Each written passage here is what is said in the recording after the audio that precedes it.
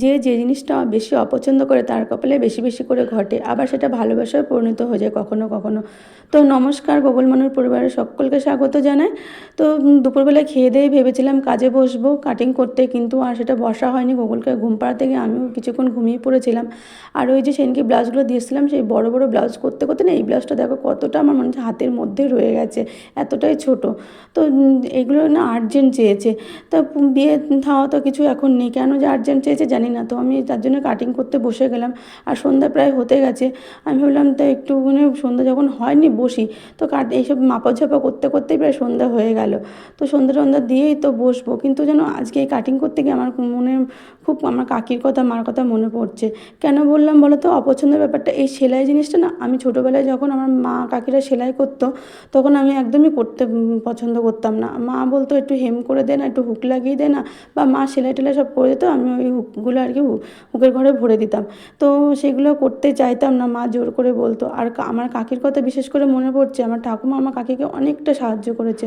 ওই যে আমি এর আগের দিন দেখেছিলাম আমার দাদা মারা গেছে, ওই কাকির ভীষণ প্রথম থেকেই কষ্ট। তো সেলাই করতে গেছিলো কোথাও একটা, আমার সেটা জানা নেই, কিন্তু এটা মনে আছে যে কালীনারায়ণপুর, আমাদের কৃষ্ণনগর, আমাদের খামারপাড়ায় বাড়ি, সেই ওখান থেকে কালীনারায়ণপুর অনেকটাই দূরে। আর তখন সেরকম রেটও ছিল না। এই যে রেডিমেড ব্লাউজগুলো করতো, বেশি টাকা মজুরিও পেতো না ডজনে। তো যাই হোক, ওই সেলাই করতো আর আমার মা হেম করে দিত। তখন ওখানে কেউ এরকম সেলাইও করতো না। এখন তো ঘরে ঘরে সবাই সেলাই করে, আর বেশ ভালোই টাকা এখন দেয়। কিন্তু আমার কাকি আর ওইগুলো আর করে না। আর কত খাটবে মানুষটা, জানি না।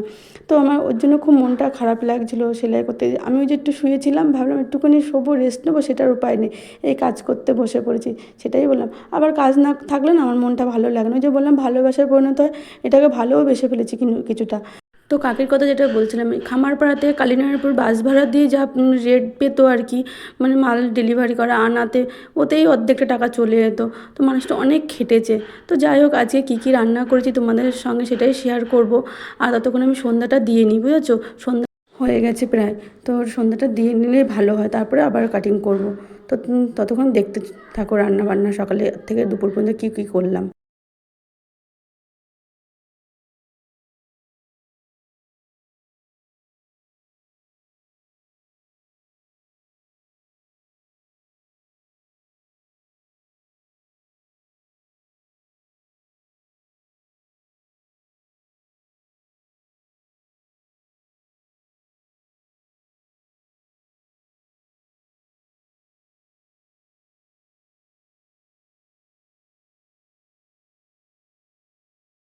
তো দেখো ফুলকপি, তারপরে মূলোটা কত বড় এনেছে। তো এইগুলো সব নিয়ে এসেছি। যে মূলো শাকটা ধুয়ে রেখেছিলাম, ওটা বাটা করব বলে, আর বাটাও করেছি। আর এই যে মূলোটা রেখে দিয়েছি, মূলোটা আর কিছু করিনি, দেখি পারলে রাত্রের দিকে কেটে করতে পারি। ওই যে কী সুন্দর করে আমার শাশুড়ি কেটে বড়ার জন্য করতে, আর টানলে লম্বা হয়ে বড় হয়ে যেত। আমার নমা পারে, যদি দেখি না পারলে নমাকে দেবো করতে। তো এই মূলোটা হবে কিনা জানি না, ভিতরে কি বলে শাল হয়ে গেলে নাকি হয় না। তো তারপরে দেখো এই যে সে দুধটা কতটা জমে গেছে, প্রায় এক সপ্তাহে 2 লিটারের বেশি দুধ জমে গেছে। ওই যে মেয়ে আর ছেলে কদিন ধরে ঠিকমতো খায়নি, এতটাই তাই জমে গেছে।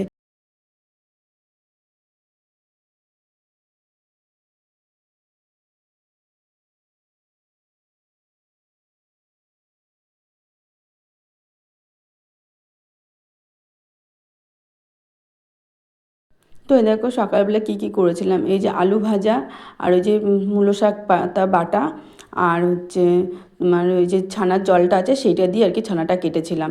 তো তাতেও কিন্তু ছানাটা কাটেনি, একটু পাউডার দিয়েছি, তারপর আরেকটুখানি লেবু দিয়েছি, তারপরে তো ভালো মতো কেটেছিল। আসলে জলটা না ফ্রিজে রেখেছিলাম ভুল করে, তো ওই জলটা তো ভালো মতো টক হয়নি, যার জন্যই আর কি ছানাটা কাটিনি। টক হলে কেটে যেত। তো তারপরে দেখো ছানাটাকে ছেঁকে নিয়েছি, দিয়ে তারপরে এই দেখো ছানার বড়ার জন্য কী কী নিয়েছি দেখো। তো নিয়েছি হলুদ, চিনি, মিষ্টি, নুন, আর হচ্ছে লঙ্কা গুঁড়ো, আর খাবার সোডা, আদা কুচি, আর বেসন। এই দিয়ে সব কিছু ভালো করে এরকম করে মেখে নিয়েছি। ভালো করে আলগা করে করে মেখেছি, বেশি ডলে ডলে মাখিনি, বুঝেছো? তারপরে ওটাকে অতটা বেসন পুরো দিইনি, মানে অল্প অল্প করে মাখতে মাখতে তারপরে যতটা লেগেছে দিয়েছি। তো তোমরা যদি করো কখনো এইরকম তোমাদের মতো করে বুঝে করো, ঠিক আছে? তো দেখো এরকম হাতের তালু দিয়ে এরকম করে করে মেখেছি আস্তে আস্তে করে।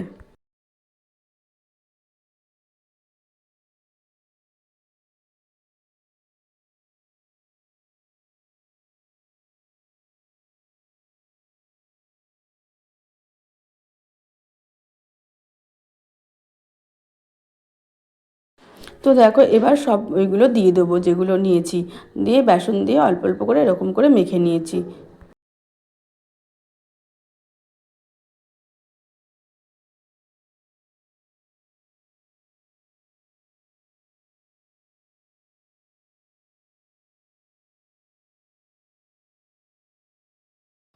তো দেখো কী সুন্দর মাখা হয়ে গেছে। এবার এইগুলোকে ছোট ছোট করে গোল গোল বলের মতো করে নিয়েছি।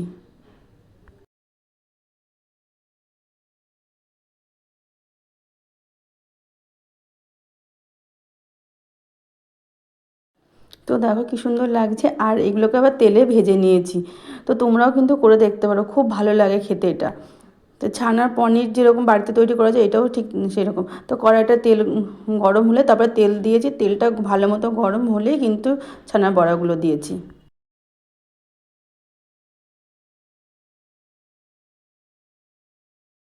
তো তেলটা বেশি গরম হয়ে গেছিলো আর গ্যাসটা একটু কমাতে ভুলে গেছিলাম, তাই একটু দুই একটা না লাল লাল হয়ে গেছিলো। তো তাতে কোনো ইয়ে হয়নি, খেতে কিন্তু খুব সুন্দর হয়েছিল। তো শীতের ফুলকপি দিয়ে আর এই আলু দিয়ে, নতুন আলু, কড়াইশুঁটি দিয়ে, টমেটো দিয়ে বেশ খুবই সুন্দর লাগে খেতে। এমনি সময় তো বারো মাসই এটা মানে ছানার পনির বা ছানার এই কোপ্তা টুকিটাকি খাওয়া হয়, কিন্তু ফুলকপি দিয়ে কিন্তু খুবই ভালো লাগে। তারপর সব ভাজা হয়ে তুলে নিয়েছি, আর তারপরে ওই তেলেই কিন্তু আলুগুলোকে ভেজে নিয়েছি।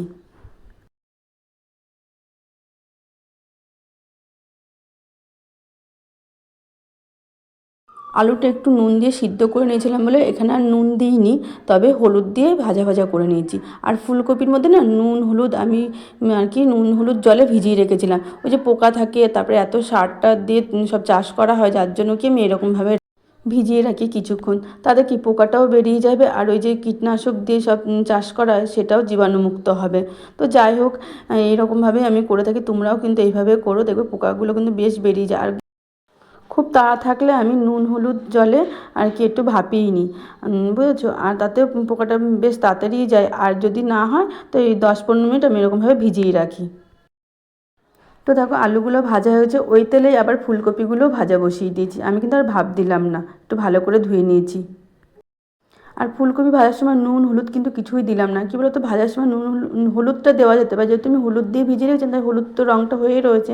আর নুন দিলে না ফুলকপিতে জলটা ছাড়ে, অনেকটা সময় লাগে ভাজতে, তার জন্য আর দিলাম না। তো এমনিই ভেজে নিলাম। আর ফুলকপিটা ভাজা হতে হতেই আমি দেখো কী কী মশলা নিয়েছি। জিরে ধনে গুঁড়ো, আদা আর লঙ্কা আর টমেটো, এই একটু পেস্ট করে নিয়েছি মশলার জন্য। আর ফুলকপিগুলোও তুলে নিয়েছি।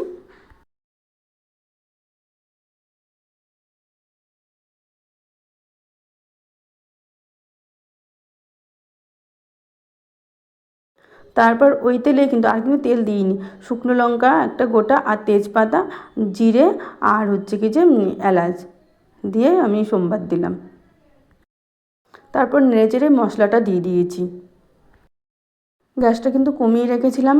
আর কি বলো তো, ওর মধ্যে হলুদ, নুন, তারপরে মিষ্টি সমস্ত কিছু একসঙ্গে দিয়ে, আর ওই কাশ্মীরি লঙ্কা গুঁড়ো দিয়েছি একটু রঙ হওয়ার জন্য, দিয়ে সব কিছু একটু ওই মশলা বাটা জল দিয়ে তারপর একটু নেড়েচেড়ে কষিয়ে নিয়েছি।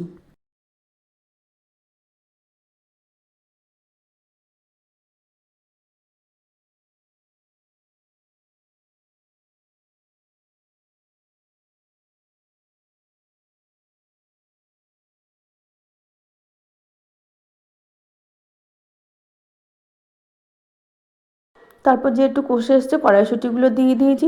তারপর আস্তে আস্তে আলু ফুলকপি সমস্ত কিছু দিয়ে আবারও এটাকে ভালো করে কষিয়ে নিয়েছি।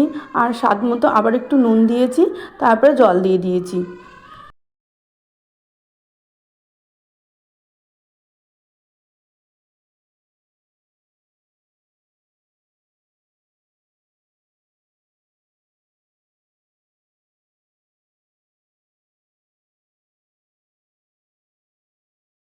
আজকে ছোটো মাদের ঘরে এসে ভয়েস দিচ্ছি, তো যার জন্য মানে ভয়েসটা একটু অন্যরকম হচ্ছে। আর আমার গুগল খুব কাঁদছে, পাশের ঘর থেকে আমি দরজা বন্ধ করে রেখেছি।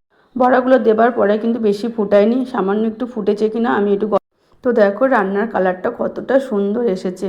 তো খুবই সুন্দর এসেছে। আমার মেয়ে তো এই দিয়েই শুধু ভাত খেয়ে নেবে, ওর তো এটা খুব প্রিয় খাবার। তো তোমরাও কিন্তু করে খেও, খুব ভালো লাগবে। অনেকেই জানো করে খেয়েছো, কিন্তু যারা জানো না তারা একবার করে দেখো।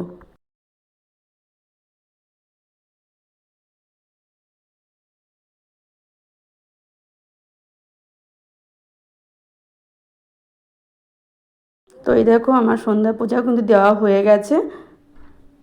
তো বন্ধুরা, কেমন লাগলো আজকের ভিডিওটা? তো অবশ্যই কমেন্ট করে জানিও। তো এইভাবে আমার পাশে থেকো সবসময়। তো আজকের মতো এখানেই রাখছি ভিডিওটা, ঠিক আছে? আবার অন্য কোনো ভিডিওতে দেখা হবে। ততক্ষণে সবাই সুস্থ থেকো, ভালো থেকো। টাটা।